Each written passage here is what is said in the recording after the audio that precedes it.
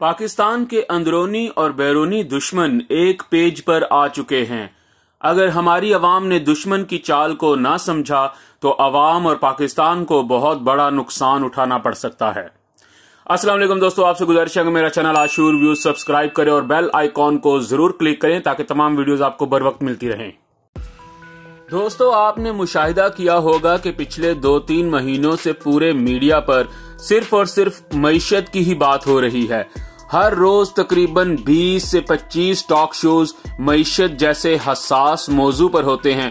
क्या आपने कभी ये नहीं सोचा कि ये एकदम सब लोग मईशत पर बात क्यों करने लग गए, और बात भी कौन कर रहा है? वो एंकर्स जो 2nd या 3rd डिवीजन में FA BA पास हैं या अदाकारी के शौक में स्टूडियो आए थे और हादसातन एंकर बन गए।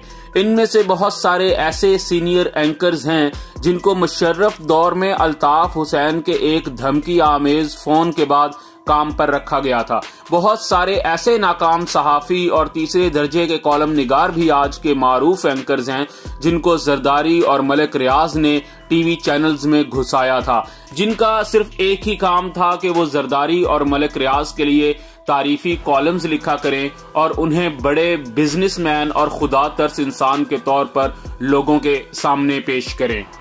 ये जो लोग आप टीवी पर देखते हैं, इनको मईशत की अलिफ बे का भी नहीं पता। ये सब लोग मुख्तलिफ सियासी जमातों के पेरोल पर हैं।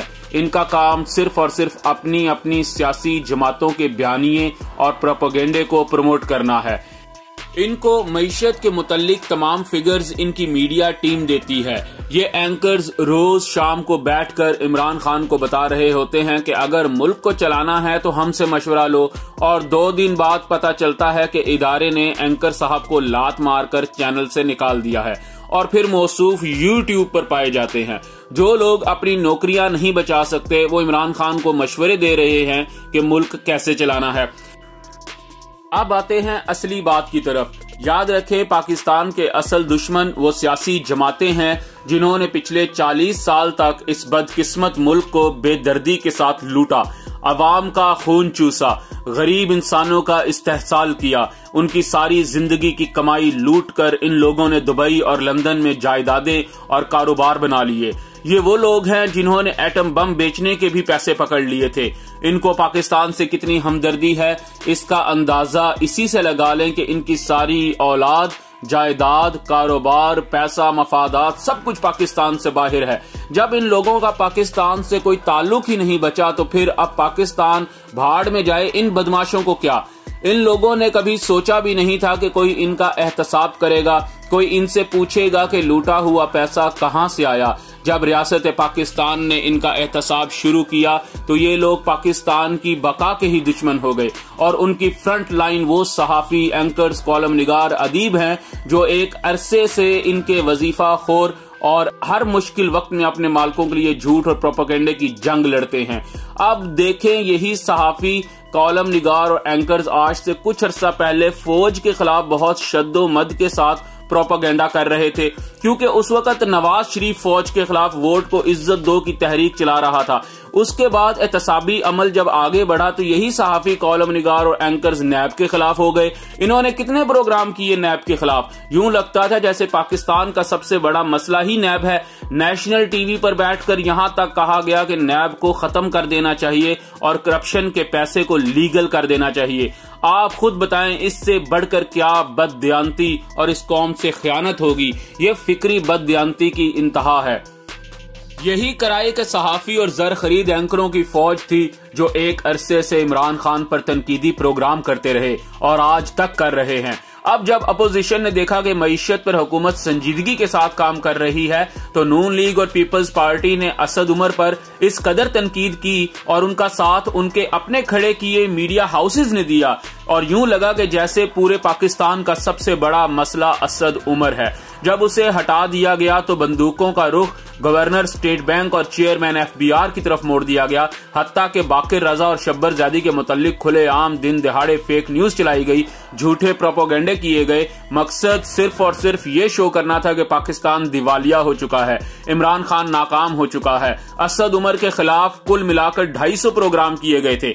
आप खुद सोचें कि ये दो बड़ी सियासी जमातें और मीडिया हाउसेस कैसे पाकिस्तान की सालमियत और इस्तेहकाम के खिलाफ काम कर रहे हैं। ये लोग आपको कभी नहीं बताएंगे कि जिन कर्जों की वजह से आज पाकिस्तान की मईशत डूबी हुई है, उसको डबोने में जरदारी, नवाज शरीफ और इसहाक डार का सबसे बड़ा हाथ है। इन लोगों ने 2008 से 2018 तक के 10 सालों में पाकिस्तान को 45 अरब डॉलर्स के कर्जे और सूद का तोहफा दिया। कुल कर्जा 95 अरब डॉलर्स तक पहुंचा दिया। पावर सेक्टर के गर्दिशी कर्जों का हुजम भी आसमान की बुलंदियों को छू रहा है।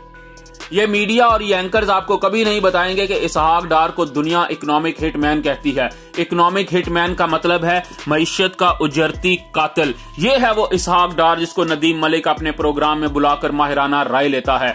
अब इस सारे तज्जिए का खुलासा यह है कि नवाज शरीफ और जरदारी एहतसाब से बचने के लिए मीडिया को इस्तेमाल कर रहे हैं और अवाम में यह तासुर दे रहे हैं कि मईशत का बहरान मौजूदा हुकूमत की वजह से है। इस कदर शदीद तूफान बदतमीजी की वजह से पाकिस्तान की स्टॉक एक्सचेंज और इन्वेस्टमेंट में शदीद तरीन मंदी आई है, क्योंकि मीडिया की वजह से मजमूई तौर पर ऐसी सूरत हाल बन रही है जैसे पाकिस्तान खुदा न खास्ता तबाह हो गया, मईशत डूब गई या पाकिस्तान जल्द दिवालिया हो जाएगा, जिसका मईशत पर बहुत ही बुरे असरात मुरत्तब हो रहे हैं।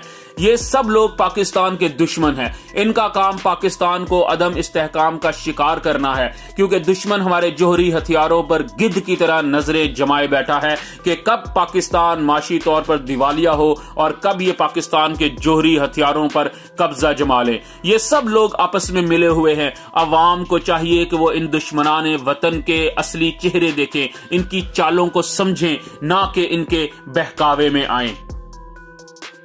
आप सबसे गुजारिश है कि इमरान खान पर एतमाद रखें। वो इन लोगों का 40 साल का गंद साफ कर रहा है, इसलिए वक्त लगेगा। इमरान खान इंशाअल्लाह पाकिस्तान की मईशत को फिर से उसके पैरों पर खड़ा कर देगा, लेकिन जरूरत हमें सिर्फ इस चीज की है कि हम इमरान खान का साथ दें, उसके साथ चलें और इन बदमाशिया पर खास तौर पर नजर रखें जिन्होंने पहले मुल्क की मईशत का बेड़ा गर्क किया और अब जो इमरान खान संजीदगी के साथ कोशिशें कर रहा है कि वो मईशत को इस ज़बू हाली से निकाल ले, इस बहरान से निकाल लो, उस पर तनकीद की जा रही है। ये बदमाशिया और ये मीडिया मिलकर इस वक्त इमरान खान पर सिर्फ इसलिए तनकीद कर रहे हैं क्योंकि ये लोग पाकिस्तान में इंतशार की कैफियत चाहते हैं ताकि वो इस इंतशार में एहतसाब से बच सकें, और यही इस बदमाशिया और मीडिया का असल मकसद है जिसको आपको समझना होगा।